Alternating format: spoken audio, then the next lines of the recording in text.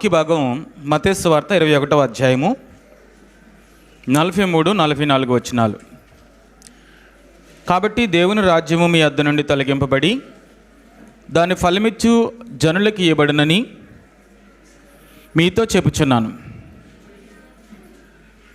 మరియు ఈ రాతి మీద పడువాడు తొనకలైపోవును గాని అది ఎవని మీద పడునో వానిని నలిచేయనని అనెను. యేసుక్రీస్తు ప్రభువారు సువార్త ప్రకటిస్తూ అనేకమైన సంగతులు ఆయన సంఘాలకు ఆనాటి సమాజానికి తెలియచేసిన సందర్భాన్ని మనం చూస్తూ ఉన్నాం. సమాజ మందిరాలలో, వీధులలో, గ్రామములలో, పట్టణాలలో అనేక చోట్ల యేసుక్రీస్తు ప్రభువారు సువార్తను ప్రకటిస్తూ అనేక ఉపమానాల రీతిగా ప్రజలకు సాధారణంగా అర్థమయ్యే రీతిలో అనేకమైన సంగతులను దేవుడు యేసుక్రీస్తు ప్రభువారు వారికి బోధించడం జరిగింది. అందులో భాగంగానే 21వ అధ్యాయము మనం ధ్యానం చేసుకుంటున్నాము. దేవుని రాజ్యము మీ యొద్ద నుండి తొలగింపబడి దాన్ని ఫలమిచ్చే జనులకు ఇవ్వబడుతుంది అని యేసు ప్రభువారు చెప్పిన సత్యాన్ని మనం ధ్యానం చేసుకుంటున్నాం. ఎవరి యొద్ద నుండి దేవుని రాజ్యము తొలగించబడతా ఉంది? అసలు పాత నిబంధన కాలంలో దేవుని రాజ్యం అంటే ఎవరు చెప్పుకున్నాం. ఇశ్రాయేలు జనాంగాన్ని దేవుడు ఆయన రాజ్యమని, ఆయన సొత్తైన జనమని దేవుడు చెప్పినట్లుగా మనం జ్ఞాపకం చేసుకున్నాం. వాళ్ళు దుర్మార్గులు, నరహంతకులై దేవుని సన్నిధిని విడిచిపెట్టి దేవునికి ఫలాలు ఇవ్వలేని వారిగా మిగిలిపోయారని చెప్పుకున్నాం.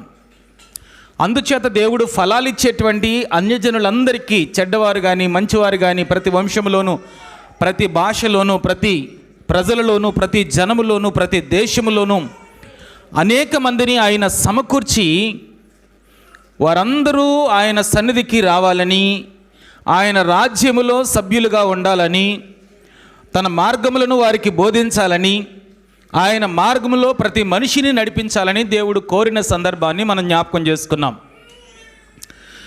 అయితే ఇందులో ఉన్నటువంటి మరొక భాగం ఏంటనంటే, దేవుడు ఇశ్రాయేలు ప్రజల నుండి ఆయన రాజ్యాన్ని, లేకపోతే ఆయన ఆలోచన చేసినటువంటి దానిని తొలగించి అన్యజనులకు ఇవ్వడానికి గల ముఖ్యమైనటువంటి కారణాన్ని మనం ఇక్కడ చూస్తున్నాం.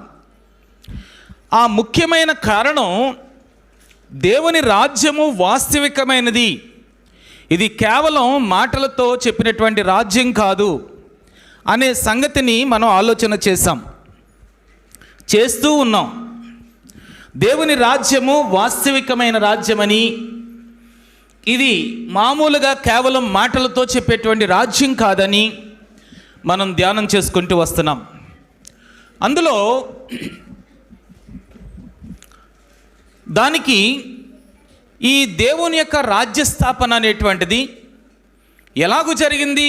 అన్యజనులకు ఇవ్వటానికి, అన్ని భాషలు మాట్లాడేవారికి, అన్ని దేశాలకు చెందిన వారికి, అన్ని రకాల జాతుల వారికి, అన్ని రకాల వర్గాల వారికి, ప్రపంచ దేశంలో బాబేలు గోపురం వద్ద ఎంతమంది అయితే మనుషులు చెదిరిపోయి ఆదికాండము 11వ అధ్యాయంలో చెప్పినట్లుగా ప్రజలు ఆ రోజు అనుకున్నారు, మనం అందరం ప్రజలుగా విస్తరించాము, చాలా పెద్ద కుటుంబం అయిపోయింది మన కుటుంబం, మనం ఎక్కడికి చెదిరిపోకుండా ఒకే చోట ఉందాం అని అనుకున్నారట.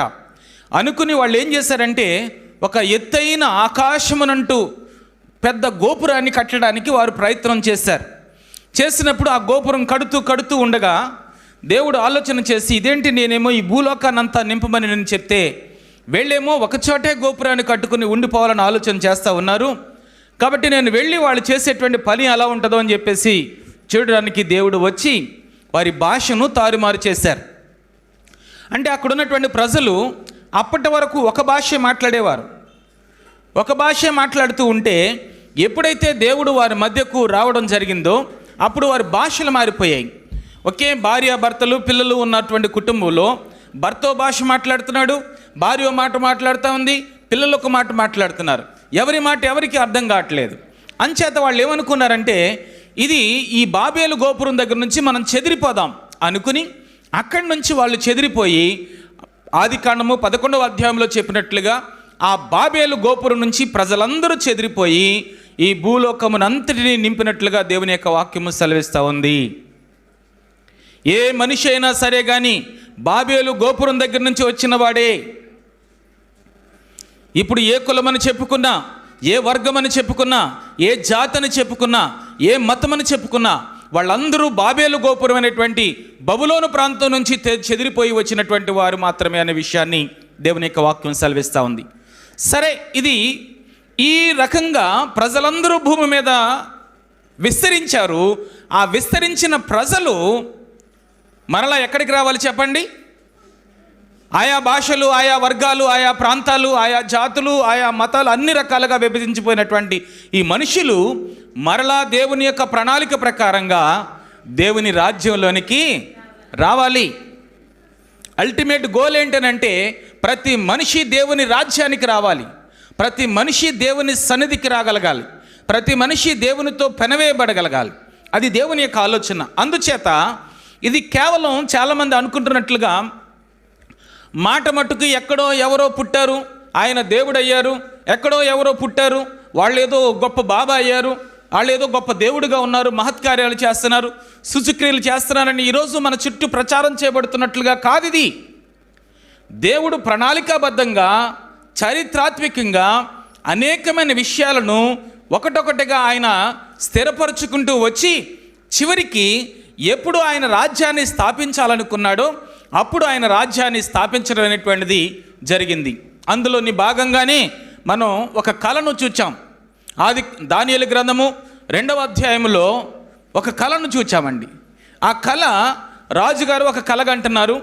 ఆయన కళ ఏంటనంటే ఒక ప్రతిమ కనబడతా ఉంది. ఆయన కళలో తలేమో బంగారము, ఈ యొక్క ఛాతేమో కంచు కాదండి వెండి, అలాగే ఉదరము తొడలునేమో ఇత్తడి, ఆ క్రింద ఇనుము మట్టి కలిసినటువంటి బొమ్మను ఆయన చూస్తూ ఉన్నాడు. ఆ రాజ్యాలు ఆ ప్రతిమ ఆ రూపం ఏదైతే ఉందో అది జరగబోయేటువంటి రాజ్యాలు, ప్రపంచ రాజ్యాలకు సంబంధించిన అంశాలుగా దేవుని యొక్క వాక్యము సెలవిస్తూ ఉంది. దేవుని వాక్యము ఈ విషయంలో జ్ఞాపకం చేయబడతా ఉంది. కనుక అదొకసారి ఆలోచన చేద్దాం. మరలా ఇప్పుడు కొన్ని విషయాలు మరలా మనం చూద్దాం. చూడండి, ఒకసారి ప్రొజెక్టర్ వైపు మీరు చూడగలిగితే అక్కడ కొన్నిటిని మనం ప్రొజెక్ట్ చేసాం లాస్ట్ టైం. ఇప్పుడు మరొకసారి ఆ రాజు ప్రతిమను వస్తుందని అన్నది, లేకపోతే నేను చేసుకోనా? అది డిస్కనెక్ట్ చేసేయండి.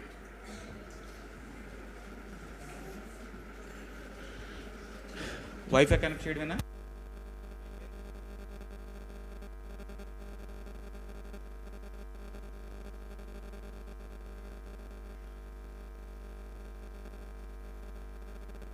ఒకసారి వెళ్ళరా నాన్న.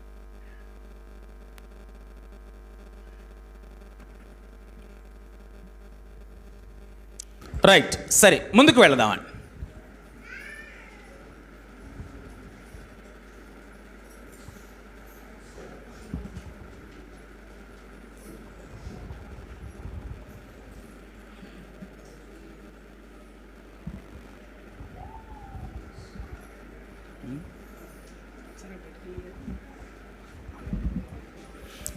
రైట్, కాబట్టి ఆ ప్రతిమను చూస్తా ఉన్నాడు. ఆ ప్రతిమ ఏంటనంటే అదే రకంగా మరలా మరొక దర్శనాన్ని దానియేలు కూడా చూచాడు. 2 రకాల రీతులలో దేవుడు దాన్ని స్థిరపరుస్తూ ఉన్నాడు. జరగబోయే ప్రతి విషయాన్ని దేవుడు స్థిరపరుస్తూ ఉన్నాడు. ప్రపంచంలో జరగబోయే సంగతులన్నిటినీ కూడా దేవుడు స్థిరపరుస్తూ ఉన్నాడు. కాబట్టి ఆ నెబుకద్నెజరు కనినటువంటి కళ ఏమో ఒక ప్రతిమ అయితే ఆ ప్రతిమలోనే దేవుడు అన్నిటినీ వారికి చూపించాడు. అలాగే దానియేలు కలిగినటువంటి కళభావమేమో అది కూడా కొన్ని ప్రతిమలు కనబడతా ఉన్నాయి ఆయనకి. దానియేలు గ్రంథము 7వ అధ్యాయములో, దానియేలు గ్రంథము 2వ అధ్యాయములో ఓ ప్రక్కనే దానియేలు చూస్తూ ఉన్నాడు. దానియేలు 2వ అధ్యాయము అలాగే దానియేలు గ్రంథము 7వ అధ్యాయం.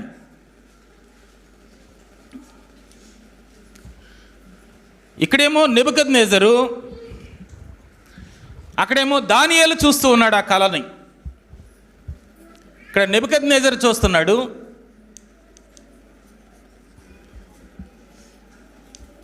ఇక్కడేమో దానియేలు చూస్తూ ఉన్నాడు.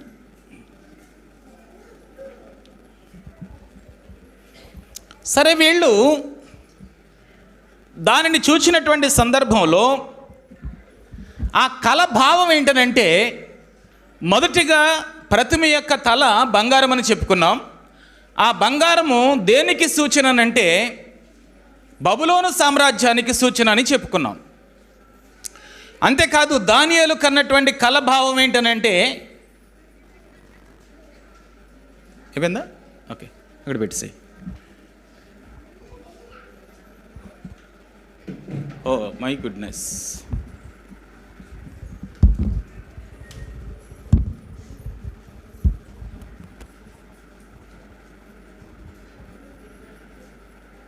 యా, చూడండి, అందులో బంగారము, అలాగే వెండి, అలాగే ఇత్తడి, అలాగే ఇనుము మనకు కనబడతా ఉంది. ఆ క్రింది భాగంలో చిన్న రాయి కూడా మనకు కనబడుతున్న సందర్భాన్ని చూస్తున్నాం. ఆ క్రింది భాగంలో ఉన్నటువంటి చిన్న రాయి, ఇది నెబుకద్నెజరు కలనటువంటి కళ. అలాగే ఆ తర్వాత దానియేలు కూడా చూస్తూ ఉన్నాడు. దానియేలు చూసినటువంటి కళ ఏంటనంటే, ఆయన మొదటిగా ఆ సముద్రంలో నుంచి 4 వింతైన జీవులు వస్తున్నాయట. అది మొదటిది 2 రెక్కలు కలిగి సింహాన్ని పోలినటువంటి జంతువు. అలాగే రెండవది ఎలుగుబంటిని పోలినటువంటి జంతువు. దాని నోట 3 వెముకలను, ప్రక్కటెముకలను పట్టుకొని వచ్చినట్లుగా కనబడతా ఉంది. నాలుగవది 4 రెక్కలను 3 తలలను కలిగినటువంటి చిరుతపులని పోలినటువంటి రాజ్యమని లేదా ఒక జంతువు అని చెప్తూ ఉన్నాడు. నాలుగవది ఒక భయంకరమైన ఇనప దంతముల వంటి దంతములు కలిగినటువంటి ఒక జంతువు సముద్రంలో నుండి పైకి వస్తూ ఉంది. ఆ జంతువు తలలో 7 కొమ్ములు ఉన్నాయి. మొదట ఒక కొమ్ము ఉంది, తర్వాత 7 కొమ్ములు వచ్చాయి. ఆ 7 కొమ్ముల మధ్యలో 3 కొమ్ములు తీసివేయబడి మరలా మధ్యలో నుంచి ఒక కొమ్ము రావడం అనేటువంటిది జరిగింది. ఆ మధ్యలో ఉన్నటువంటి కొమ్ము ఏదైతే ఉందో అది, దానికి నోరు కూడా ఇవ్వబడింది. అది గర్వపు మాటలు మాట్లాడుతూ, పొగరుగా మాట్లాడుతూ, నేనే దేవుడను, నన్నే ఆరాధించాలి, నన్నే మహిమపరచాలి అని చెప్పేటువంటి గర్వపు నోరు దానికి ఇవ్వబడిందని చెప్పారు. కాబట్టి 4 ప్రతిమలు వీళ్ళకు కనబడతా ఉన్నాయి దానియేలు గారికి. అయితే ఈ దానియేలు చూసినటువంటి ప్రతిమలను గురించి మనం ఆలోచన చేసినప్పుడు, అలాగే మహారాజు చూసినటువంటి ప్రతిమను గురించి మనం ఆలోచన చేసినప్పుడు, క్రీస్తుకు పూర్వము 605 సంవత్సరాల నుంచి క్రీస్తుకు పూర్వము 539 సంవత్సరాల వరకు బబులోను సామ్రాజ్యము ఎంతో గొప్పగా వెరసిల్లింది. ఆ తర్వాత క్రీస్తుకు పూర్వము 539వ సంవత్సరము, క్రీస్తుకు పూర్వము 539వ సంవత్సరం నుంచి 331వ సంవత్సరం వరకు మాదియా మెడో పర్షియన్ కింగ్డమ్ అని అంటారు, లేకపోతే మాదియా పారశీక సామ్రాజ్యము. హిందూ దేశము మొదలుకొని కుష్ దేశం వరకు, అనగా భారతదేశం మొదలుకొని ఇథియోపియా అనేటువంటి దేశం వరకు కూడా ఈ గొప్ప రాజ్యము విస్తరించి ఉందని మనం చెప్పుకున్నాం.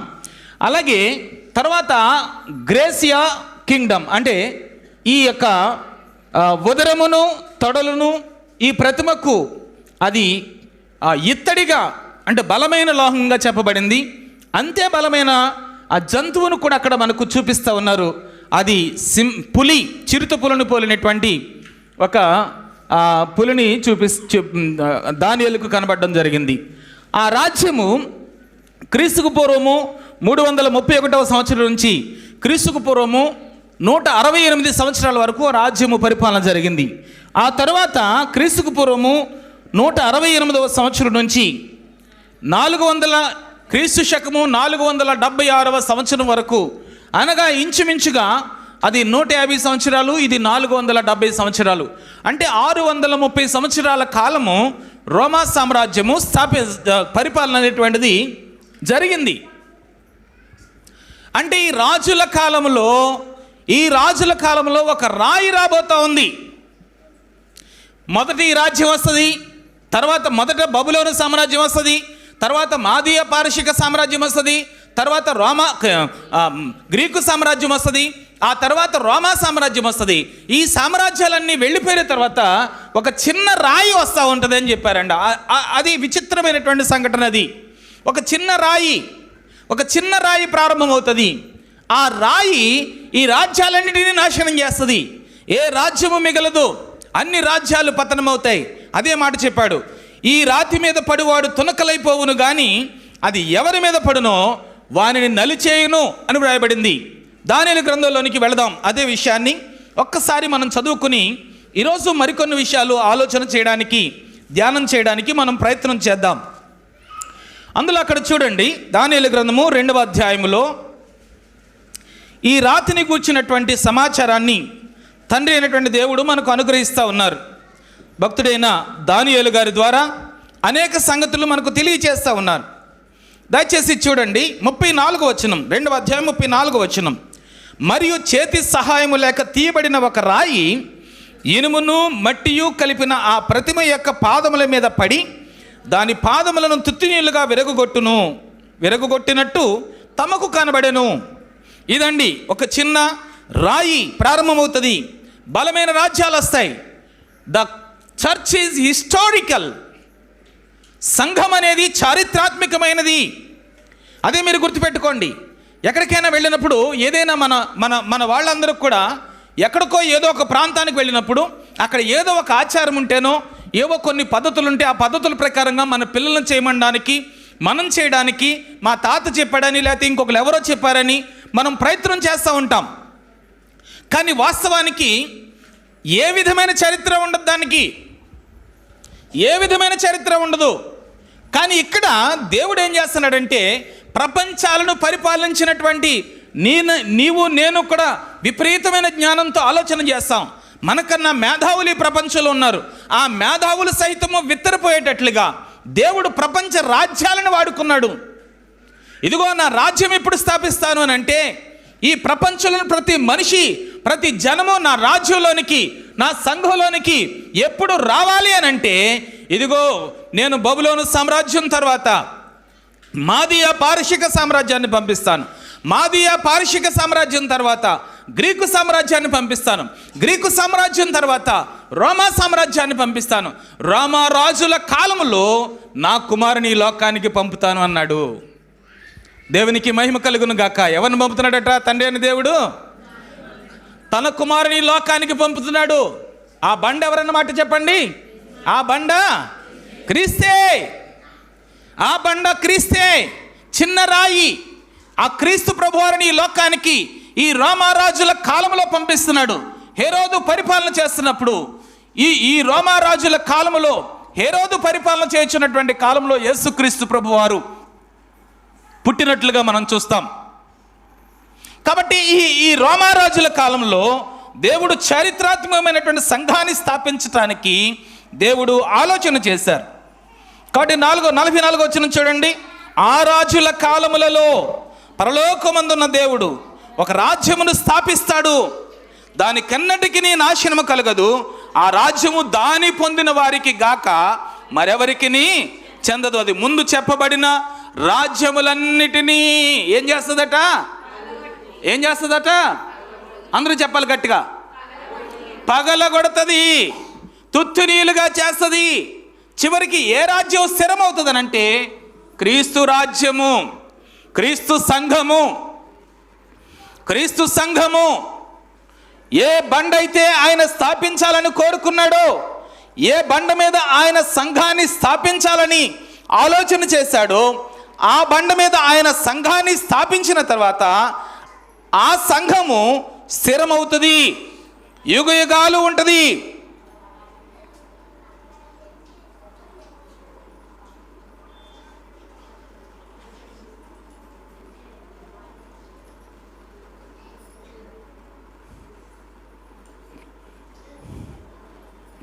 కొరింథీయులకు రాసిన మొదటి పత్రిక 10వ అధ్యాయము 4వ వచనంలో అందరూ ఆత్మ సంబంధమైన ఒకే పానీయమును అనగా పానము చేసిరి, ఏలయనగా తమ్మును వెంబడించిన ఆత్మ సంబంధమైన బండలోనిది త్రాగిరి. ఆ బండ క్రీస్తే. ఆ బండ ఎవరట? క్రీస్తే. ఆ బండ క్రీస్తే. కాబట్టి క్రీస్తు అనబడినటువంటి ఆయన ఈ లోకానికి రావడం అనేటువంటిది జరగడం వాస్తవం అనే విషయాన్ని దేవుడే తెలియచేస్తా ఉన్నాడు. ఏ రాజుల కాలంలో? ఈ 4 రాజుల కాలంలో, అనగా బబులోను, మాదీయ, గ్రీకు, అలాగే రోమా సామ్రాజ్యపు రాజుల కాలంలో దేవుడు ఒక కార్యాన్ని చేయబోతున్నాడు. చివరి కాలమైన రోమారాజుల కాలంలో దేవుడు తన కుమారుని ఈ లోకానికి పంపినట్లుగా మనం చూస్తాం. మత్తయి సువార్తలో ఈ విషయాలు మనం ఒకసారి జ్ఞాపకం చేసుకుందాం. ఒకసారి చూడండి.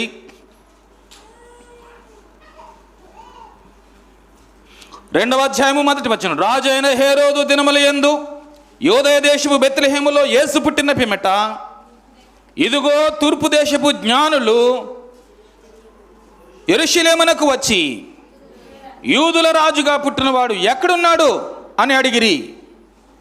ఇక్కడ మనం గమనించవలసిన విషయం ఏంటంటే, హేరోదు రాజుగా ఉన్నటువంటి, రోమా రాజుగా ఉన్నటువంటి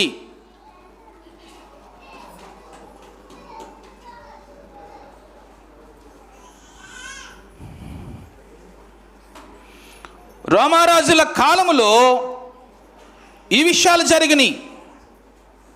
ఆ రోమారాజుల కాలంలో ఏ రాజు కాలంలో యేసు ప్రభు వారు జన్మించారట? హేరోదు రాజు కాలంలో. హేరోదు రాజు కాలంలో యేసు ప్రభు వారి యొక్క జననము జరిగింది. యేసు ప్రభు వారి యొక్క జననం జరిగింది. ఆ తర్వాత మరికొన్ని విషయాలు రాయబడ్డా చూడండి. మనం ముందుకు వెళదాం. ముందుకు వెళుతూ మరికొన్ని విషయాలు మనం పరిశీలన చేసుకుంటూ ముందుకు వెళదాం.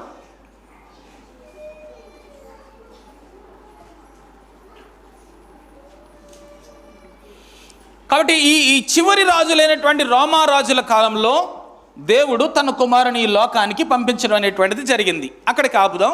ఇప్పుడు దానియేలు గ్రంథంలోనికి వెళదాం. చూడండి, దానియేలు గ్రంథము 7వ అధ్యాయంలోనికి వెళదాం. అంటే ఇది ఎందుకు మళ్ళీ నేను రిపీట్ చేయవలసి వస్తుంది అని అంటే, మనం నమ్మినటువంటి దేవుడు వాస్తవమైన దేవుడు, కళ్ళబొల్లి కబుర్లు చెప్పేటువంటి దేవుడు కాదు, చరిత్రతో ముడిపెట్టబడినటువంటి దేవుడు.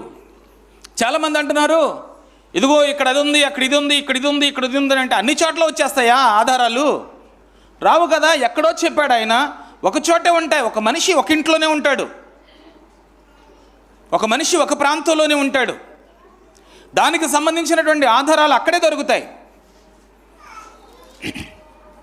దాని గ్రంథము 7వ అధ్యాయంలోనికి వెళదాం. ఇక్కడ మొదటి వచనంలో 7వ అధ్యాయము 4వ వచనంలో మొదటిది సింహము పోలినది. మొదటిది ఏంటి? దేన్ని పోలినదట? సింహమును పోలినది. రెండవది ఏంటి? మొదటిది సింహము పోలినది, రెండవది ఎలుగుబంటిని పోలినది, మూడవది చిరుతపులను పోలినది, నాలుగవది ఇనుప దంతములు కలిగిన ఒక అతి భయంకరమైనటువంటి మహాజంతువు. రైట్, ఇది ఆయన చూస్తున్నాడు. ఇది చూస్తూ ఉన్నప్పుడు ఈ రాజ్యాలు దేనితో పోల్చబడ్డాయో మనం చెప్పుకున్నాం. ఆ తర్వాత ఇదంతా జరిగింది. ఈ అతి భయంకరమైన జంతువు 11వ వచనం నుంచి చూచినట్లయితే,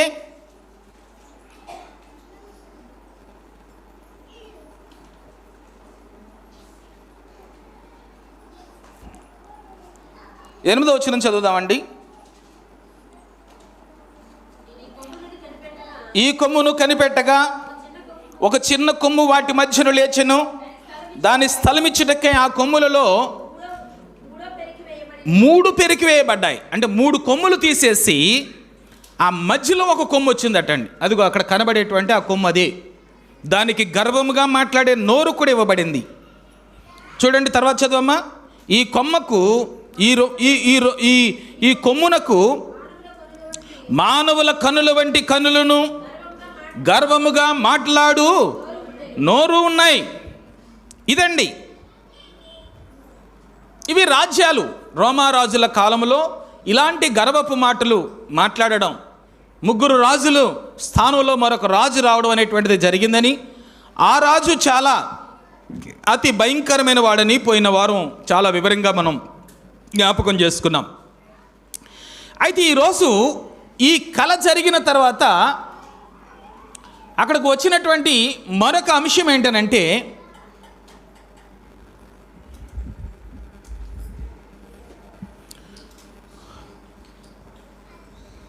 9వ వచనం నుంచి చదవండి అమ్మారా చెల్లి. సింహాసనము వేయుట నేను చూచి తిని,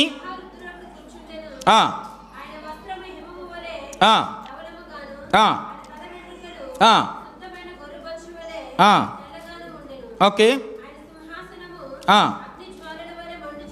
ఆయన సింహాసనము అగ్ని జ్వాలల వలె మండుచు ఉండెను. అగ్ని వలె ఉండెను. అగ్ని వంటి ప్రవాహము ఆయన యొద్ద నుండి ప్రవహించుచు ఉండెను. వేవేల కొలది పరిచారకులు ఉన్నారు అక్కడ. కోట్ల కొలది మనుషులు ఆయన ఎదుట నిలిచిరి. తీర్పు తీర్చుటకై గ్రంథములు విప్పబడుతున్నాయి. అప్పుడు నేను చూచిచుండగా, అదే దేవుడు ఎంత ఎంత మహోన్నతమైన స్థాయి చూపిస్తున్నారు చూడండి, మహోన్నతమైన దేవుని స్థాయి. మహావృద్ధుడు ఒకడు ఆయన సింహాసనం మీద కూర్చొని ఉండడం చూచారట. ఆయన వస్త్రములు హిమము వలె దళదళ మెరుస్తూ ఉన్నాయి. తల వెంట్రుకలు శుద్ధమైన గొర్రెబొచ్చు వలె ఉన్నాయి. ఆయన సింహాసనము అగ్ని జ్వాలల వలె మండుచు ఉంది. దాని చక్రములు అగ్ని వలె ఉన్నాయి. అగ్ని వంటి ప్రవాహము ఆయన సింహాసనం యొద్ద నుండి ప్రవహిస్తూ ఉంది. వేవేల కొలది పరిచారకులు, కోట్ల కొలది మనుషులు ఆయన ఎదుటి నిలిచిరి. తీర్పు తీర్చుటకై ఆయన గ్రంథములు తెరిచారు. అప్పుడు నేను చూచుచుండగా ఆ కొమ్ము పలుకుచున్న మహాగర్వపు మాటల నిమిత్తము వారు ఆ జంతువును చంపినట్టు కనబడెను. తరువాత అది కళేబరము, దాని కళేబరము మండుచున్న అగ్నిలో వేయబడెను. మిగిలిన జంతువుల ప్రభుత్వము తొలగిపోయాను. సమయం వచ్చే వరకు అవి సజీవుల మధ్య ఉండవలనని ఒక సమయము, ఒక కాలము వాటికి ఏర్పాటు చేయబడెను. ఇది దేవుని యొక్క ప్రసన్నతమైనటువంటి చోటు. ఆ చోటులో జరిగే విషయాలను దానియేలు చెప్తూ ఉన్నాడండి. ఎంత ఉన్నతమైన చోటు అది! యెషయా గ్రంథము దేవుని సన్నిధి ఎలాంటిది అనే విషయాన్ని భక్తుడైనటువంటి యెషయా కూడా జ్ఞాపకం చేస్తున్నాడు. 6వ అధ్యాయము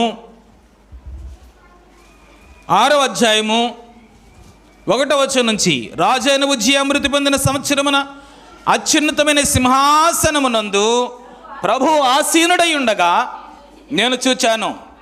ఆయన చొక్కాయి అంచులు దేవాలయము నిండుకలను. ఆయనకు పైగా శరాపులను నిలిచియుండిరి. ఒకరికొకరు 6 రెక్కలున్నాయి. ప్రతివాడు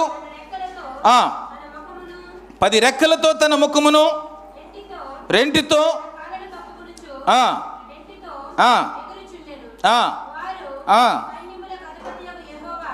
సైన్యములకు అధిపతియగు యెహోవా పరిశుద్ధుడు, పరిశుద్ధుడు, పరిశుద్ధుడు అని సర్వలోకము ఆయన మహిమతో నిండి ఉండెను అని గొప్ప స్వరముతో గాన ప్రతిగానములు చేయుచు ఉన్నారు. ఇదండి జరుగుతున్నటువంటి సంగతి. అనేక మంది దేవుని సన్నిధిలో కూర్చున్నారు. వాళ్ళు సర్వోన్నతుడైన దేవుడు పరిశుద్ధుడు, పరిశుద్ధుడు అని గాన ప్రతిగానములు చేయుచు ఉన్నారు. ఆయన సన్నిధి అంత ఉన్నతమైనది. ఈరోజు మనం ఎలా పడితే అలా మాట్లాడతాం. దేవుని సన్నిధిని ఎలా పడితే అలాగ ఆలోచన చేస్తాం. దేవుని సన్నిధిలో ఎలా తలస్తే అలాగే తలస్తాం. ఏంటిది? ఇలా తలంచడానికి గల కారణాలేంటి? దయచేసి ఒకసారి ఆలోచన చేయాలని ప్రేమతో మీకు జ్ఞాపకం చేస్తూ ఉన్నాను.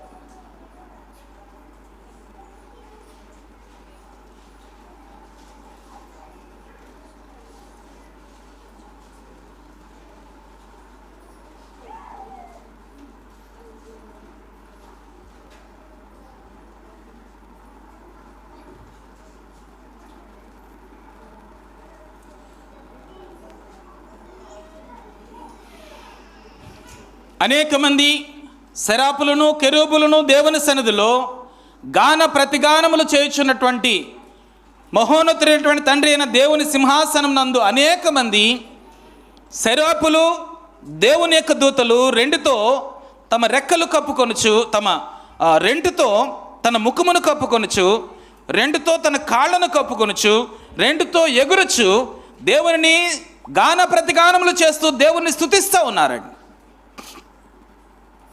అంత ఉన్నతమైన దేవుని సన్నిధి. అలాంటి దేవుని సన్నిధిలో నీవు నేను ఉండడానికి దేవుని ఆలోచన. అలాంటి మహోన్నతుడైనటువంటి దేవుని సన్నిధిలో మనము ఉండాలని ప్రభు యొక్క కోరిక. మనం శుద్ధిపరచబడాలని, ఆయన సన్నిధికి చేర్చబడాలని ఆయన కోరిక. 7వ అధ్యాయంలోనికి మళ్ళీ వద్దాం చూడండి. ఇంత మహోన్నతుడైనటువంటి దేవుడు ఆ రోమారాజుల కాలంలో యేసు ప్రభు వారిని లోకానికి పంపించారు. దేనిగానంటే కేవలం ఒక రాయిగా మాత్రమే ఆయన పంపించారటండి. కేవలం ఒక రాయిగా మాత్రమే పంపించారు. ఆ రాయిగా పంపినటువంటి ఆయన దగ్గరికి తన కుమారుడు వస్తూ ఉన్నాడు. ఎలా వస్తున్నాడు ఒకసారి చూడండి. 13వ వచనాన్ని చదువుదాం. రాత్రి వేళ కలిగిన దర్శనం నేను ఇంకా చూచుచుండగా ఆకాశమేఘారూఢుడై మనిషి కుమారుని పోలిన ఒకడు వచ్చి ఆ మహారుదుడగు వాని సన్నిధిని ప్రవేశించి ఆయన సముఖమునకు తేబడ్డాడు. ఆ సకల జనులు, రాష్ట్రములు, ఆయా భాషలు మాట్లాడువారు ఆయన సేవించినట్లు ప్రభుత్వమును మహిమయు ఆధిపత్యమును ఆయనకు ఇవ్వబడెను. ఆయన ప్రభుత్వము శాశ్వతమైనది, ఎన్నటికి తొలగిపోయేటువంటి అవకాశం లేనటువంటి రాజ్యం అది. ఆయన రాజ్యము ఎంతకాలం ఉంటుంది అన్నమాట అండి? శాశ్వతం. ఆయన రాజ్యము శాశ్వతమైనది, ఎన్నటికి తొలగిపోయినటువంటి రాజ్యాన్ని స్థాపించటానికి దేవుడు ఆలోచన చేస్తూ ఉన్నాడు. ఈ విషయం ఒకసారి మనందరం కూడా గమనించాల్సిన సంగతి ఏంటంటే, ఆకాశ మేఘారూఢుడైన వాని వద్దకు ఒక ఆ మహావృద్ధుడైన వాని యొక్క సన్నిధికి కామెంట్ చేయకండి. ఇది కేవలం మనకు అర్థం అవడానికి చక్కగా అనేక మంది భక్తులు తయారు చేసినటువంటి బొమ్మలు. ఇది దేవుడు అని మాత్రం అనుకోవద్దు. అలాంటి పోలిక అని మాత్రం భావించండి. రైట్. ఆ మహావృద్ధుడైన వాని యొక్క తండ్రి అయినటువంటి యెహోవా సన్నిధికి ఒక ఆయన ప్రవేశించారు ఆకాశ మేఘారూఢుడై. ఎవరండి ఆయన? యేసు ప్రభువారు. ఇప్పుడు రోమారాజుల కాలంలో యేసు ప్రభువారు జన్మించారు. జన్మించిన తర్వాత 33.5 సంవత్సరాలు యేసు ప్రభువారు ఈ భూమి మీద జీవించి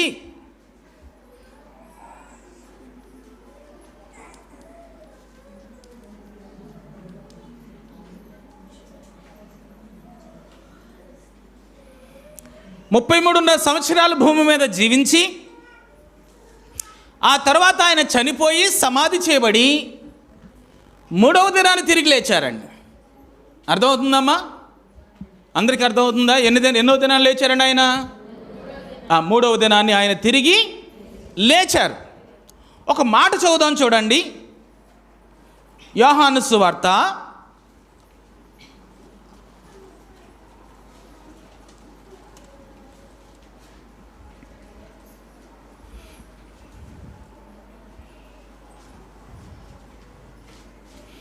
15వ వచనం 20వ అధ్యాయము. ఎందుకు ఏడుచుచున్నావు?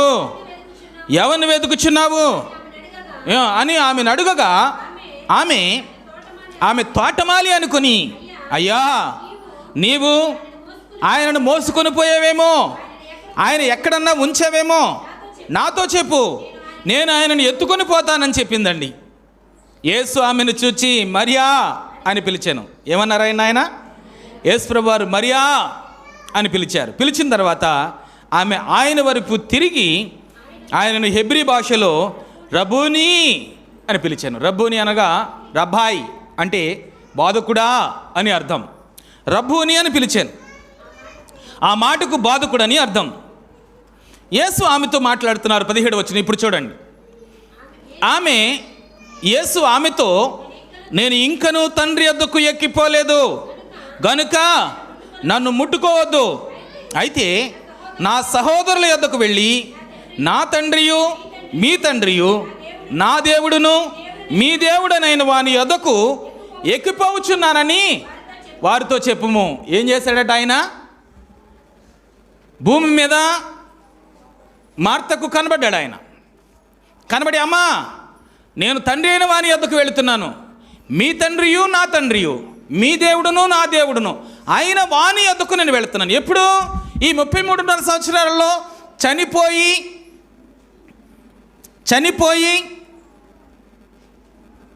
సమాధి చేయబడి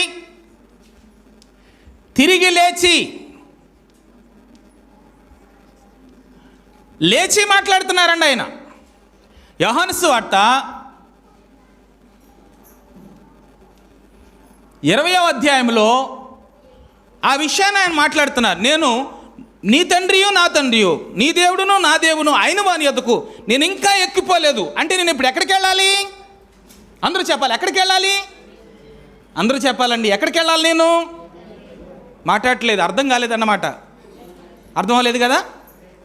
రైట్. యేసు ప్రభు వారు సమాధి చేయబడ్డారు. యేసు ప్రభు వారు చనిపోయారు, తర్వాత సమాధి చేయబడ్డారు. తర్వాత ఎన్నో రోజులు లేచారండి ఆయన? 3వ రోజు లేచారండి. 3వ రోజు లేచిన వెంటనే దేని నుంచి లేచారు ఆయన? సమాధి నుంచి లేచారు. లేచిన తర్వాత తెల్లవారుజామున ఆయన లేచినప్పుడు మార్తా మరియలు కొంతమంది సహోదరులు సమాధి వద్దకు వెళ్ళి చూస్తే ఆయన కనబడలేదు. మరలా కొద్దిసేపటికి ఎక్కడికి వెళ్ళిపోయారు అంటే ఆశ్చర్యంగా ఉండడానికి, అమ్మా అని యేసుప్రభు వారు ఆమెను పిలుస్తారు. పిలిచినప్పుడు, అయ్యా ఎవరు మీరు అని అంటే, నేను యేసుని అని చెప్పి మాట్లాడినప్పుడు అప్పుడు యేసుప్రభు వారిని, అయ్యా మీరా అని ఇలా పట్టుకోవడానికి ఆమె ప్రయత్నం చేసింది. అర్థమైందమ్మా? ఇప్పటి వరకు కనబడలేదు అక్కడ, సడన్గా ఈయన ఇక్కడ కనబడ్డారు. కనబడినప్పుడు ఏమనిపిస్తుంది? ఎక్కడికి వెళ్ళిపోయారు అనుకున్నాను నేను, మీరు బాగానే కనబడ్డారని గొప్పమని మనం టచ్ చేస్తాం. అలాగే ఆమె కూడా పట్టుకోవడానికి ప్రయత్నం చేసింది. పట్టుకోవడానికి ప్రయత్నం చేస్తే, మరియా నువ్వు నన్ను పట్టుకోవడానికి వీల్లేదు. 17వ వచనం. యేసు ఆమెతో, నేను ఇంకనూ తండ్రి యొద్దకు ఎక్కిపోలేదు. అంటే నేను సమాధిని గెలిచి తిరిగి లేచాను, కానీ నేను ఇంకా ఎక్కడికి వెళ్ళలేదు? తండ్రి యొద్దకు వెళ్ళలేదు. నేను వెళ్ళాలి. ఎక్కడికి వెళ్ళాలి? తండ్రి యొద్దకు వెళ్ళాలి. యేసు ప్రభు వారు ఆ మరణాన్ని జయించి తిరిగి లేచిన తర్వాత మరియతో చెప్తున్నటువంటి మాట 17వ వచనంలో, అమ్మా నేను తండ్రి యొద్దకు వెళ్ళాలి. అప్పుడు తండ్రి యొద్దకు యేసు ప్రభు వారు లేచి, యేసు ప్రభు వారు తండ్రి యొద్దకు ఆకాశ మేఘారూఢుడై వచ్చారటండి. వచ్చిన తర్వాత ఇక్కడ విచిత్రమైన సంఘటనలు అండి. అంటే ఒకదానికొకటి స్టెప్ బై స్టెప్ అన్నమాట. అన్నీ ఒకసారి అయిపోవు కదా. ఇప్పుడు ఏం చేస్తాం? అన్నం వండాలనుకోండి, ఏం చేస్తాం? నీళ్లు పొయ్యి మీద పెడతాం, బియ్యం సిద్ధపరచుకుంటాం, స్టవ్ వెలిగించి కాసేపు మరిగించిన తర్వాత అప్పుడు నీళ్ళన్నీ బియ్యం అన్నీ శుభ్రం చేసి తీసుకొచ్చి మళ్ళీ ఇందులో వేస్తాం. అది బాగా కలగాలి, బాగా ఉడకాలి. ఇవన్నీ జరిగిన తర్వాత ఒక్కొక్క మెతికి తీసి చూసుకుని అయిందో లేదో చూసుకుని అప్పుడు తర్వాత వార్చుకుంటాం. అంటే ఎక్కడి నుంచి ప్రారంభమవుతుంది? బియ్యం ఏరుకోవడం దగ్గర నుంచి, నీళ్లు పెట్టడం దగ్గర నుంచి, స్టవ్ వెలిగించడం దగ్గర నుంచి, అన్నం ఉడకడం దగ్గర నుంచి, ఆ తర్వాత దాన్ని వార్చడం దగ్గర నుంచి, తర్వాత పళ్ళులోకి రావడం దగ్గర నుంచి ఇవన్నీ జరుగుతాయి అన్నమాట.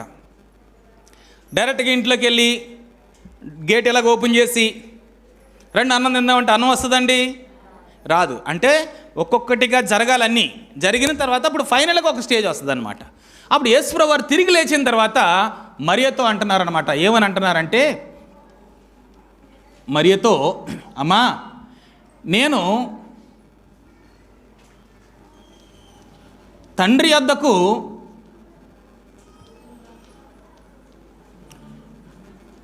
ఎక్కిపోలేదు. అప్పటికి అంటే నేను ఇంకా వెళ్ళలేదు తండ్రి దగ్గరికి. ఏం చేయాలి? నేను వెళుతున్నాను.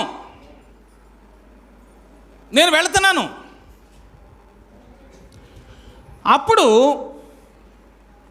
ఈయన ప్రయాణం చేసి వెళ్తున్నాడు. అంటే దానియేలు యేసు ప్రభువారు ఈ భూమి మీదకి వచ్చి చనిపోయి సమాధి చేయబడి 3వ దినాన్ని తిరిగి లేచి తండ్రి యొద్దకు వచ్చి తండ్రి సింహాసనం మీద కూర్చుని ఉంటే తండ్రి సింహాసనం దగ్గర మరలా ఈ కుమారుడు ఆకాశమేఘారూఢుడై వచ్చి ఆయన ఎదుట కూర్చోవడం చూస్తున్నాడటండి. ఎంత గొప్ప ఆశ్చర్యం అండి. దేవునికి మహిమ కలుగును గాక. అంటే దానియేలు కాలం వేరు, యేసు ప్రభు వారి కాలం వేరు. కానీ ఎప్పుడో జరగబోయే విషయాన్ని ముందుగానే దానియేలు చూచి ఆకాశమేఘారూఢుడై యేసుక్రీస్తు ప్రభు వారు ఎక్కడికి వచ్చారన్నమాట? తండ్రి యొద్దకు వచ్చారు ఆయన. అప్పుడు ఆయనకి ఏమి ఇవ్వబడింది? ఇప్పుడు తండ్రి యొద్దకు వచ్చారు. తండ్రి యొద్దకు వచ్చిన తర్వాత ఈయనకు ఒక అధికారం ఇవ్వబడుతుందండి. ఏమి ఇవ్వబడుతుందండి? ఆ దానియేలు గ్రంథంలో చూడండి. దానియేలు గ్రంథంలో 14వ వచనంలో సకల జనులను, రాష్ట్రములను, ఆయా భాషలు మాట్లాడువారును ఆయనను సేవించినట్లు ప్రభుత్వమును, మహిమయు, ఆధిపత్యమును ఆయనకివ్వబడెను. ఆయన ప్రభుత్వము అంటే ఇప్పుడు సంఘం మీద ఆయనకి ఏం కలిగిందన్నమాట? ప్రభుత్వం.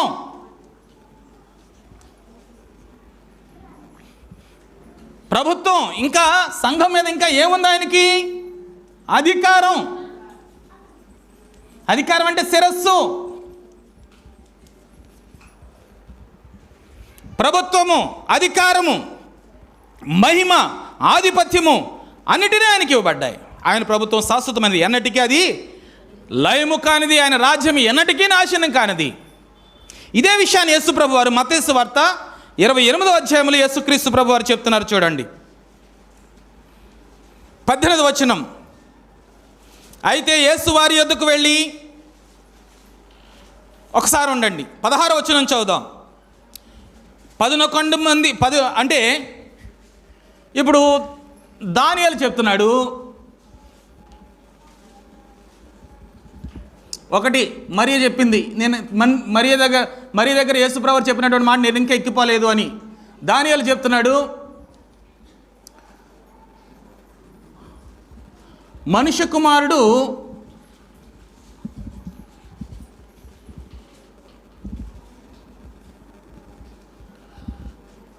ఆకాశమేఘారూఢుడై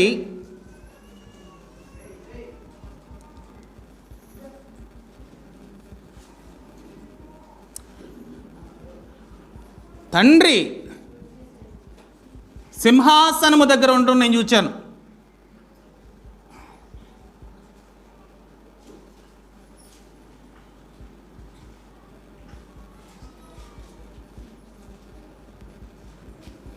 నేను చూచాను.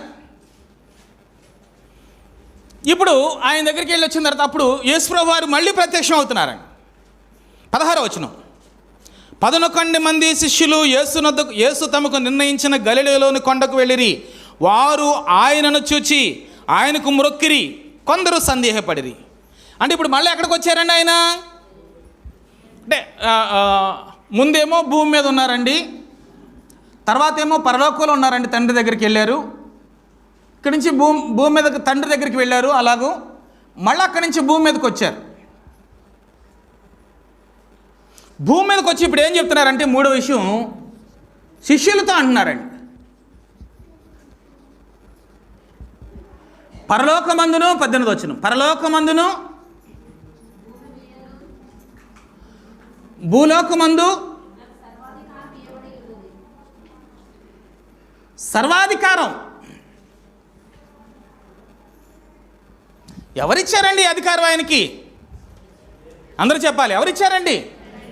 అంటే తండ్రి దగ్గరికి వెళ్ళాడండి ఆయన. తండ్రి అయిన యెహోవా దగ్గరికి యేసుప్రభు వారు చనిపోయి సమాధి చేయబడి 3వ దినాన్ని తిరిగి లేచిన తర్వాత అప్పుడు తండ్రి సింహాసనం దగ్గరికి వెళ్ళారండి.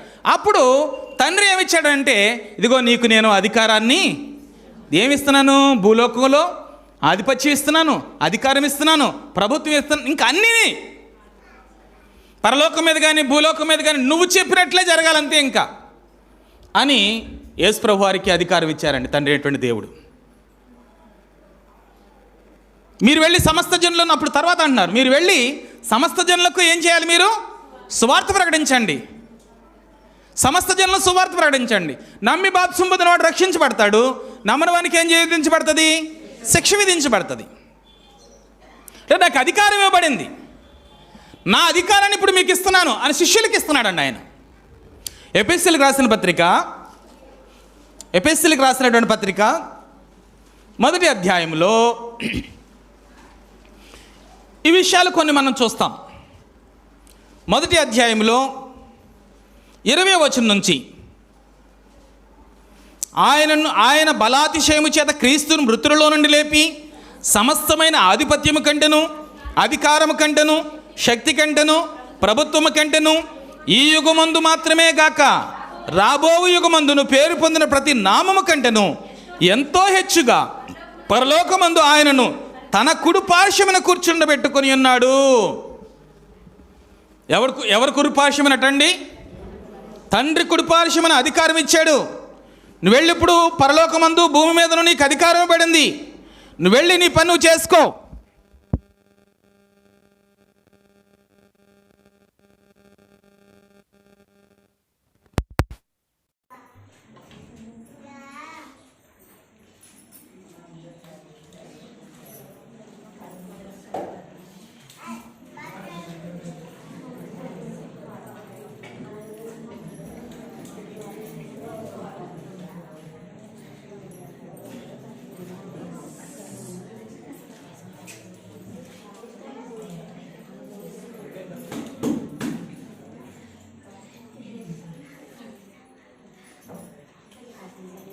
పరలోకమందును భూమి మీద నాకు అధికారం పడింది,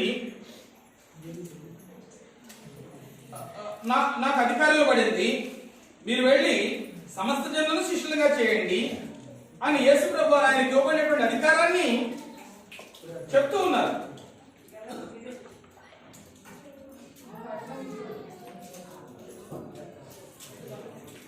రెండు సింహాసనాలు వేయబడ్డాయటండి. పరలోకంలో రెండు సింహాసనాలు వేయబడ్డాయి. ఒకటి తండ్రి అయినటువంటి దేవుని యొక్క సింహాసనం అయితే రెండవది యేసు ప్రభువుకి వేయబడినటువంటి సింహాసనం. ఆ సింహాసనం తండ్రి కృపార్శ్వమున ఆయన కూర్చోడనిచ్చెను. ఏమి ఇచ్చారట ఆయనకి? మళ్ళొకసారి చూడండి. బలాత్సర్యం చేసి క్రీస్తును మృతులలో నుండి లేపి ఆధిపత్యము కంటెను, ప్రభుత్వము కంటెను ఈ యుగమందు మాత్రమే కాక రాబో యుగమందును అన్నిటికీ మించినటువంటి గొప్ప నామాన్ని ఆయనకి ఇచ్చి ఆయనను కుడి పార్శ్వమున కూర్చుండబెట్టుకొని ఉన్నాడు. తండ్రి తన కుడి పార్శ్వమున కూర్చుండబెట్టుకొని ఉన్నాడు అంటే ఇప్పుడు యేసు ప్రభు వారు మమ్మల్ని వెళ్ళిపోవచ్చున్నాను. ఇది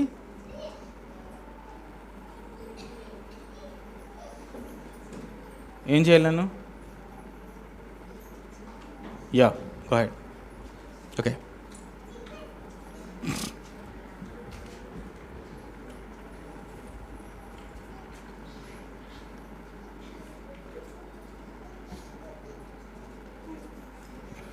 తండ్రి కుడిపార్శ్వమున కూర్చుని ఉన్నటువంటి క్రీస్తు ప్రభు వారి యొక్క సింహాసనాన్ని మనం చూడగలుగుతాం.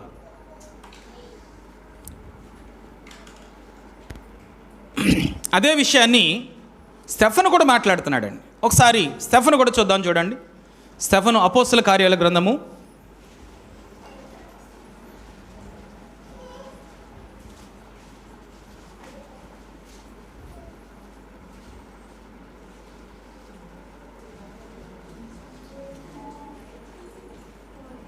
54 వచనం. వారి మాటలు విని కోపముతో మండిపడి అతనిని చూచి పండ్లు కొరికిరి. అయితే అతడు పరిశుద్ధాత్మతో నిండుకొన్నవాడై ఆకాశం వైపు తేరి చూచి దేవుని మహిమను యేసు దేవుని కుడిపార్శ్వమందు నిలిచి ఉండుటను చూచి ఆకాశము తెరవబట్టయు మనిషి కుమారుడు దేవుని కుడిపార్శ్వమందు నిలుచుటయు ఉండుట నేను చూచుచున్నాను. ఎవరు చెప్తున్నారు చూడండి, ఎంతమంది దీన్ని బలపరుస్తున్నారు చూడండి. దానియేలు ఏం చెప్తున్నాడు? ఆకాశ మేఘారుడై మనిషి కుమారుడు దేవుని యొక్క సింహాసనం ఎదుటకు వచ్చి కూర్చున్నటువంటి విషయాన్ని నేను చూచాను. ఆయనకు ప్రభుత్వం ఇవ్వబడింది, అధికారం ఇవ్వబడిందని దానియేలు చెప్తున్నాడు. అదే విషయాన్ని ఎఫెసీయులకు రాసిన పత్రికలో అపోస్తలుడైన పౌలు చెప్తున్నాడు. ఆయన సమస్తమును ఆయన కుడిపార్శ్వమున కూర్చొని ఉన్నాడు తండ్రి అయినటువంటి దేవుడు. అలాగే స్టెఫను కూడా అంటున్నాడు, నేను ఆకాశం తెరవబడుటయు దేవుని కుడిపార్శ్వమున క్రీస్తు ప్రభువు వారు కూర్చుని ఉండుటయు నిలుచుని ఉండుటయు నేను చూచుచున్నాను.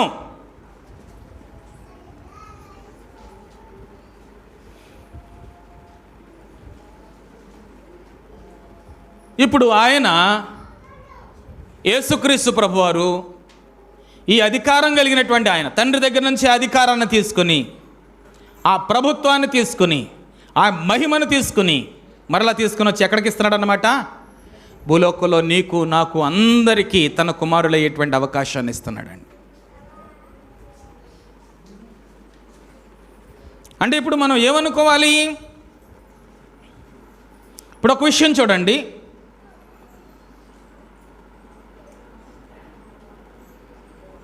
ఇది రియల్ అనుకుంటే, నెబుకద్నెజరుకు వచ్చినటువంటి కళ వాస్తవం అయితే, బబులోను సామ్రాజ్యం, మాదియా పర్షియా సామ్రాజ్యం, గ్రీకు సామ్రాజ్యం, రోమా సామ్రాజ్యం వాస్తవం అయితే, యేసు ప్రభు వారు తండ్రి కురుపార్శ్వాన్ని కూర్చోవడం కూడా వాస్తవమే. ఆ రాజ్యాలన్నీ వాస్తవం అయితే, యేసు ప్రభు వారు అధికారం పొందుకుని శక్తి పొందుకుని భూమి మీదకి వచ్చి అపోస్తుల ద్వారా సంఘాన్ని స్థాపించడం కూడా వాస్తవమే. ఇట్స్ ఏ హిస్టారికల్ చర్చ్, చారిత్రాత్మకమైనటువంటి సంఘం ఇది. ఆకతైతనంగా ఆరాధన చేస్తున్నామండి దేవుణ్ణి, మనం ఆట విడుపుతనంగా ఆరాధన చేస్తున్నామండి ఇంత గొప్ప దేవుణ్ణి. ప్రపంచ చరిత్రలను తారుమారు చేసినటువంటి మహోన్నతుడైన దేవుడు.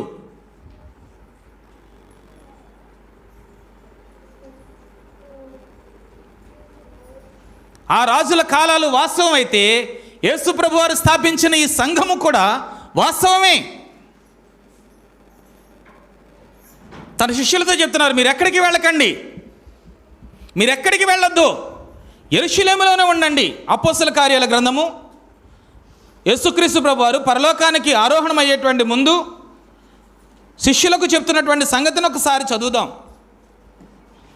అపోస్తల కార్యముల గ్రంథము 1వ అధ్యాయము 6వ వచనం నుంచి, కాబట్టి వారు కూడి వచ్చి, ప్రభువా, ఈ కాలమందు ఇశ్రాయేలునకు రాజ్యము మరలా అనుగ్రహించదవా అని ఆయన అడుగగా, కాలములను సమయములను తండ్రి తన కుడిపార్శ్వమున ఉంచుకుని ఉన్నాడు, వాటిని తెలుసుకున్నట్టు మీ పని కాదు. ఆయనను పరిశుద్ధాత్మ మీ మీదకి వచ్చినప్పుడు మీరు శక్తి నొందుతారు కనుక మీరు యెరూషలేములోను యూదయ సమరయ దేశములంతటను బూదిగంతముల వరకు నాకు సాక్షులయ్యుందురని వారితో చెప్పను. ఈ మాటలు చెప్పి వారు చూచుచుండగా ఆయన ఆరోహణమాయెను.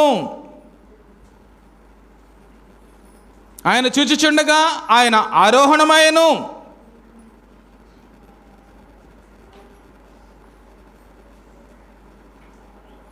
నాలుగో వచనంలో చెప్తున్నారు, 3వ వచనం చదువుదామండి.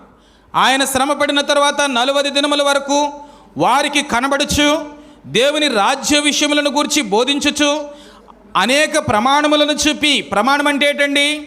వాస్తవం, జరిగినటువంటి సంగతిని వాస్తవాన్ని నిరూపించటం. ప్రమాణములను చూపి వారికి తన్ను తాను సజీవునిగా కనిపరుచుకొనెను.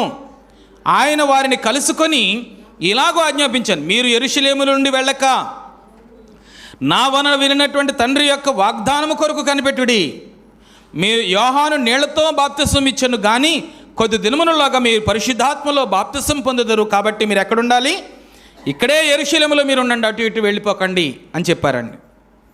తర్వాత వాళ్ళందరూ కూడా యెరూషలేములోనే కనిపెట్టుకొని అలాగనే ఉన్నారు. తర్వాత యేసుక్రీస్తు ప్రభు వారు చెప్పినట్టుగానే పరిశుద్ధాత్మను పొందటం, సంఘ స్థాపన జరగటం, ఇవన్నీ అక్కడే జరిగిపోయినాయండి.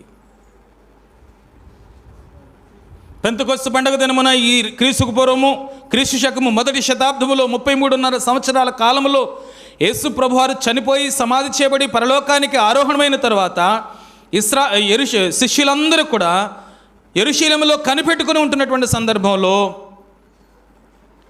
ఆ యెరూషలేములో ఉన్నటువంటి వీరి మీదకి తండ్రి అయినటువంటి దేవుడు పరిశుద్ధాత్మను పంపించడం ద్వారా సంఘ స్థాపన జరిగింది. 2వ అధ్యాయము, పెంతెకొస్తు పండుగ దినమున వచ్చినప్పుడు అందరూ ఒక చోట కూడి ఉండిరి. అప్పుడు వేగముగా వీచు బలమైన గాలి వంటి ఒక ధ్వని ఆకాశం నుండి అకస్మాత్తుగా అకస్మాత్తుగా వారు కూర్చుండి ఉన్న ఇల్లంతయు నిండెను. మరి అగ్ని జ్వాలల వంటి నాలుకలు విభాగింపబడినట్టుగా వారికి కనబడెను. వారిలో ఒక్కొక్కని మీద వ్రాలగా అందరూ పరిశుద్ధాత్మతో నిండుకున్న వారై ఆ ఆత్మ వారికి వాక్శక్తిని అనుగ్రహించిన కొలది అన్య భాషలతో మాట్లాడసాగిరి. పరిశుద్ధాత్మను పొందారు. ఆ రోజు వారు ప్రసంగం చేశారండి. ప్రసంగం చేసిన తర్వాత ఇంచుమించు 3,000 మంది రక్షణ పొందారండి. పశ్చాత్తాపపడ్డారు. వారి అపరాధాలు వారికి అర్థమైనాయి. ఎప్పుడైనా దేవుని వాక్యం నిన్ను కదిపినప్పుడు, నీ అపరాధం నీకు అర్థమైతే, నీ లోపం నీకు అర్థమైతే, నీ సమస్య ఏంటో నీకు అర్థమైతే, అక్కడికక్కడే పశ్చాత్తాపపడి మారు మనసు పొంది దేవుని సన్నిధిలో తీర్మానం చేసుకోగలగాలి. పేతురు కడమ అపోస్తలులు ఆ పెంతెకొస్తు పండుగ దినమున పరిశుద్ధాత్మను పొందిన వారై దేవుని యొక్క వాక్యాన్ని ప్రచారం చేసినప్పుడు అన్య భాషలు మాట్లాడిరి అనేటువంటి పదం ఏంటంటే, ఈ రోజున చాలామంది భాషలు మాట్లాడుతున్నారండి. మేము భాషలు మాట్లాడుతున్నాం అని గొప్పగా చెప్తున్నారండి. భాషలు మాట్లాడటం అంటే ఏది పడితే అది మాట్లాడటం కాదండి. నువ్వు మాట్లాడేటువంటి మాట ఇతరులకు అర్థం కావాలి. యెరూషలేములో అన్య భాషలు మాట్లాడడానికి గల కారణం ఏంటనంటే, యెరూషలేములో పెంతెకొస్తు పండుగ దినమున 14 రకాల భాషలు మాట్లాడేటువంటి జనాలు అక్కడికి వచ్చారు. ఆ భాషలు మాట్లాడేటువంటి వారికి అర్థమయ్యేటట్లుగా దేవుడు అక్కడున్న అపోస్తలులకు వారి భాషలు అర్థమయ్యేటట్లుగా దేవుడు అన్య భాషలు మాట్లాడారు. అంటే నాది తెలుగు భాష మాతృభాష అవుతుంది. నేను ఇప్పుడు సడన్గా ఏ ఉర్దూ మాట్లాడుతున్నాను అనుకోండి, అది వినే మీకు ఏమనిపిస్తుంది? ఇదేంటి పాస్టర్ గారు ఏ భాష మాట్లాడుతున్నారు అనుకుంటారు. అంటే అక్కడ ఉర్దూలో ఉన్నటువంటి మనుషులకు అర్థం అవడానికి దేవుడు ఉర్దూ భాష మాట్లాడించాడు అపోస్తలులతో. అన్య భాష అంటే అక్కడున్న ప్రజలకు అర్థం అవడానికి మాట్లాడించిన భాష. ఇప్పుడు ఇక్కడ తెలుగు మాట్లాడుతున్నారు అందరూ. తెలుగు మాట్లాడేటువంటి ప్రజలు ఉన్నప్పుడు వేరే భాష మాట్లాడేవాడు ఇక్కడ అరవడానికి వీల్లేదండి. దేవుని వాక్యం అది. కాబట్టి అర్థమయ్యే భాషలు మాట్లాడవచ్చు. కాబట్టి ఇదిగో చూడండి 11వ వచనం, క్రేతీయులు, అరబీలు మొదలైన మనమందరము వీరు మన భాషలతో దేవుని గొప్ప కార్యములు వివరించుట వినుచున్నాము అని చెప్తున్నారండి. అంటే అన్ని భాషలు మాట్లాడుతుంటే వీళ్ళందరికీ వినబడుతుందటండి, అర్థమవుతుందటండి. అది దేవుని యొక్క వాక్శక్తి. అంటే నేను ఇంగ్లీష్లో మాట్లాడితే నీకు అర్థం అవ్వాలన్నమాట, నేను తెలుగులో మాట్లాడితే నీకు అర్థం అవ్వాలన్నమాట, నేను ఉర్దూలో మాట్లాడితే నీకు అర్థం కావాలి. అర్థం కాని భాష ప్రభు ఇవ్వడు, అర్థమయ్యేటట్టుగానే వివరిస్తాడు. కాబట్టి అన్య భాషల గురించి మరొకసారి జ్ఞాపకం చేసుకుందాం. కాబట్టి ఇక్కడ ఏమంటున్నాడంటే, పరిశుద్ధాత్మ శక్తిని వారు పొందినప్పుడు వారు ప్రసంగం చేస్తే అనేక మంది ఆ మాటలు విని పశ్చాత్తాపపడి మారు మనసు పొంది రక్షణ పొందారండి. ఆ రక్షణ పొందిన వారిలో పేతురు గారి దగ్గరికి వచ్చి ప్రజలు అంటున్నారు, అయ్యా మేము ఏం చేయాలి అని అంటే, మీరు మారు మనసు పొంది పాపక్షమాపణ నిమిత్తం ప్రతివాడు యేసుక్రీస్తు నామములో బాప్తిసం పొందండి, అప్పుడు మీరు పరిశుద్ధాత్మనే వరాన్ని పొందుతారని అంటే, వారు పరిశుద్ధాత్మనే వరాన్ని పొంది సంఘంలో చేర్చబడ్డారు. ఆ రోజు ఎంతమంది చేర్చబడ్డారంటే 41వ వచనంలో, కాబట్టి అతని వాక్యమును అంగీకరించిన వారు బాప్తిసం పొంది ఆ దినమందు ఇంచుమించు 3,000 మంది చేర్చబడారు. ఎంతమంది అట? 3,000 మందితో సంఘ స్థాపన జరిగింది.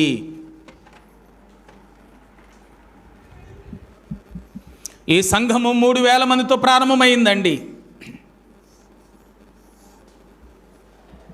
ప్రారంభంలో 3,000 మంది. అపోస్తలులు ప్రారంభించినప్పుడు 3,000 మంది. ఆ తర్వాత 4వ అధ్యాయము 4వ వచనంలో మనం చూస్తే ఇంచుమించు 5,000 మంది పురుషులు అయ్యారటండి. ఇంకా మనం ముందుకు వెళితే 6వ అధ్యాయం 7వ వచనంలో దేవుని వాక్యము ప్రబలమై శిష్యుల సంఖ్య యెరూషలేములో బహుగా విస్తరించెను అని వ్రాయబడింది. అలాగూ చెప్పుకుంటూ వెళ్ళిపోతే సంఘము అలాగూ విస్తరించి వెళ్ళిపోయిందండి. అంటే ఇప్పుడు దేవుడు స్థాపించిన సంఘం ఏదైతే ఉందో అది వాస్తవమైన సంఘం అండి, లేకపోతే కళ్ళబొల్లి కబుర్లు చెప్పేటువంటి సంఘం అండి? అందరూ చెప్పాలి. వాస్తవం. ఆ రాజుల చరిత్ర వాస్తవం అయితే ఈ సంఘం వాస్తవం.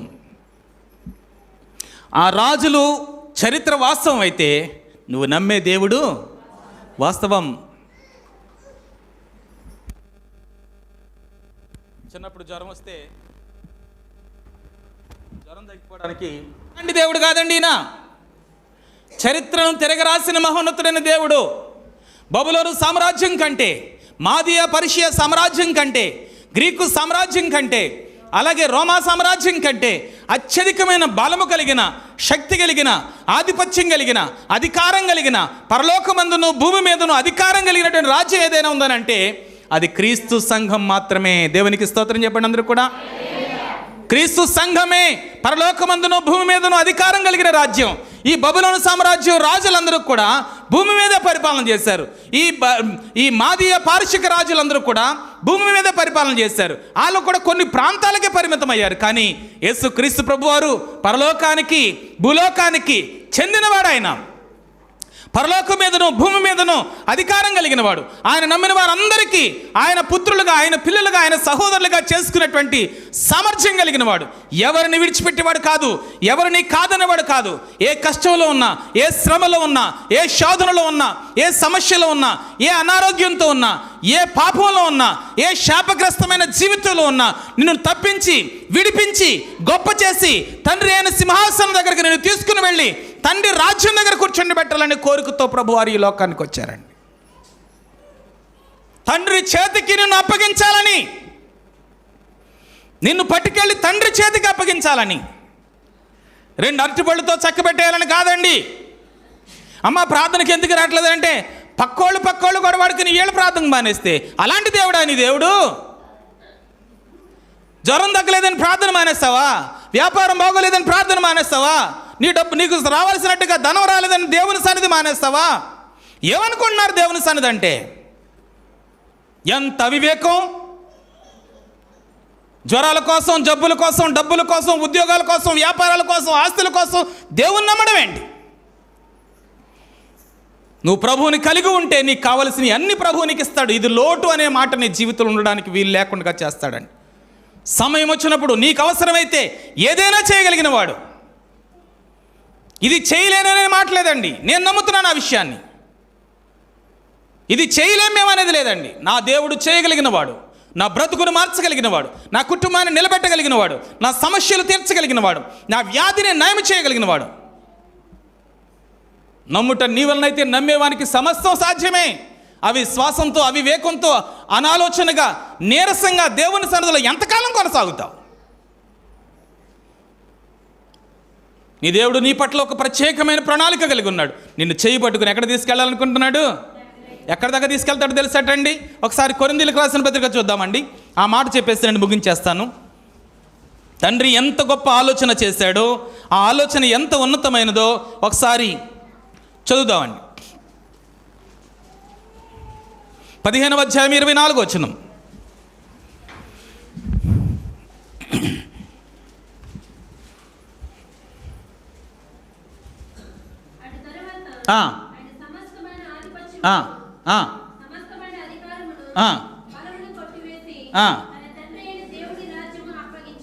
చాలండి. 4వ విషయం ఏంటి తెలుసా అండి? రాజ్యాన్ని ఎవరికి అప్పగిస్తాడట అంటే, ఇప్పుడు నాయన నాకు అధికారం ఇచ్చావు, ఇదిగో నా అధికారం. నాకు బలం ఇచ్చావు, ఇదిగో నా బలం. అంతేకాదు, నాకు నువ్వు ఇచ్చిన మనుషులందరినీ కూడా నేను నీ చేతికి అప్పగిస్తున్నాను. అప్పుడు యేసు ప్రభువు అంటున్నారు, ఏమంటారు? మళ్ళీ చదువమ్మ చెల్లి. అంటే ఈ అధికారాన్ని కొట్టేస్తున్నాడు అండి ఆయన. చదువుకున్నాం కదండి, ఈ అధికారాన్ని కొట్టేస్తున్నాడు అండి. అధికారాన్ని కొట్టారు. సమస్తమైన ఆధిపత్యమును, సమస్తమైన అధికారాన్ని, బలమును కొట్టివేసి తండ్రికి యేసు ప్రభువారు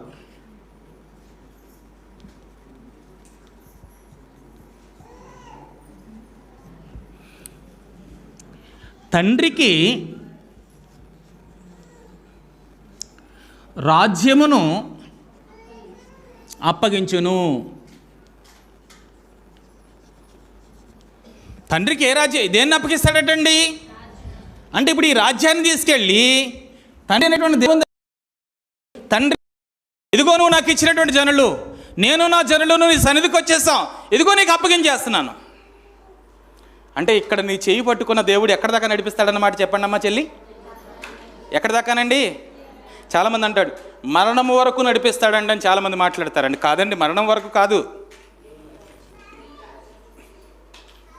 మహోన్నతుడైన దేవుడు రెండవసారి తిరిగి రానన్నప్పుడు ఆయన సన్నిధికి మనం తీసుకుని వెళ్ళి, తండ్రి నువ్వు నాకు ఇచ్చినట్టు కుమార్తె ఇదిగో, ఇదిగో ఈమెను తీసుకొచ్చాను నీ రాజ్యానికి, ఇదిగో ఇప్పుడు నీ చేతికి అప్పగిస్తున్నాను, ఇక మీద నీదే అని అప్పగిస్తాడట. ఇంకా వచనాలు ఉన్నాయి, సమయం చాలా అయిపోయింది. సో ముగించుకుందాం.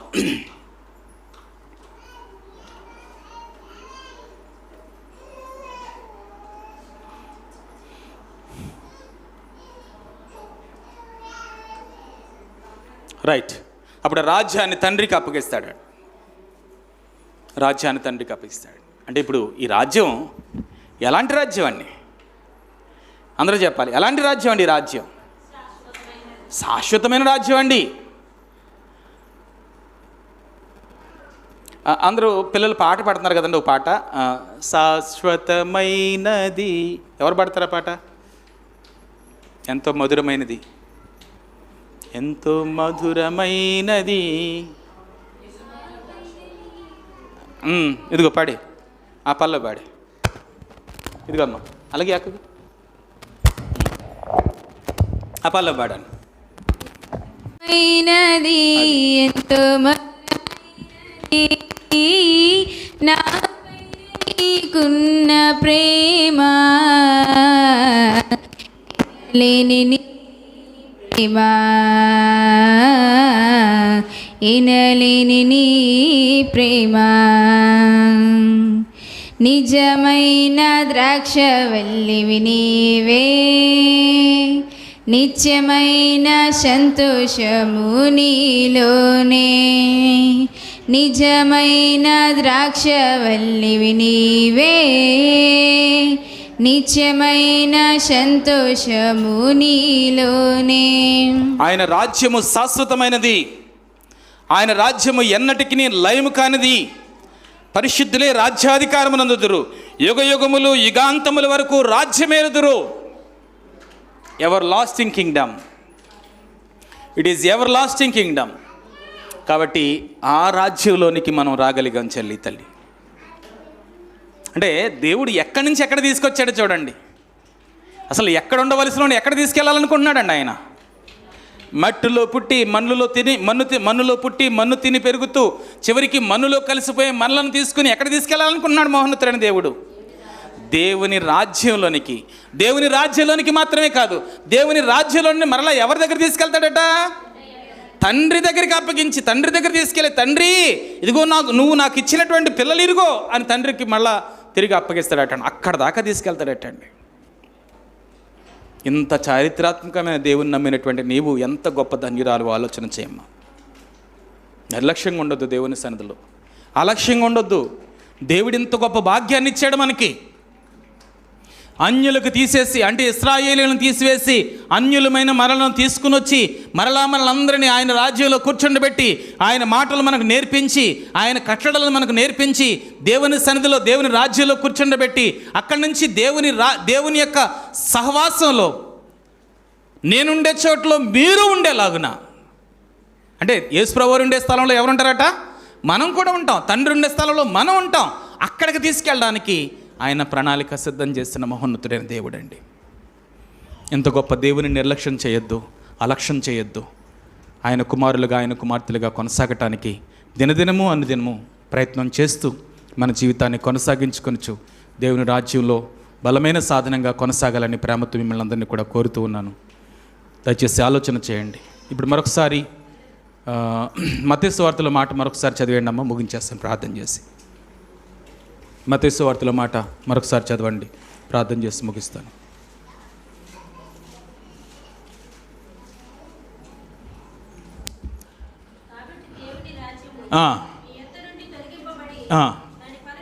అంటే ఇప్పుడు మనం ఏమి ఇవ్వాలన్నమాట అండి? అందరూ చెప్పాలి, ఏమి ఇవ్వాలి? అలాంటి మహోన్నతుడైన దేవుని రాజ్యంలో ఉన్నాం మనం. ఇప్పుడు మనం ఏమి ఇవ్వాలి? అందరూ చెప్పాలి, ఏమి ఇవ్వాలండి? ఫలాలు ఇవ్వాలి. ఒకవేళ ఫలాలు ఇవ్వకపోతే మనమేమవుతామమ్మా? ఫలాలు ఇవ్వకపోతే మనమేమవుతామమ్మా? దయచేసి ఆలోచన చేయండి. వచ్చే వారం జ్ఞాపకం చేసుకుందాం. ఫలాలు ఇచ్చేవారిగా ఉందాం, ప్రభు కొరకు బ్రతుకుదాం. దేవుడు మిమ్మల్ని ఆశీర్వదించును గాక. ఆమేన్. ఇంతవరకు శ్రద్ధగా విన్నందుకు మీ అందరికీ వందనాలండి.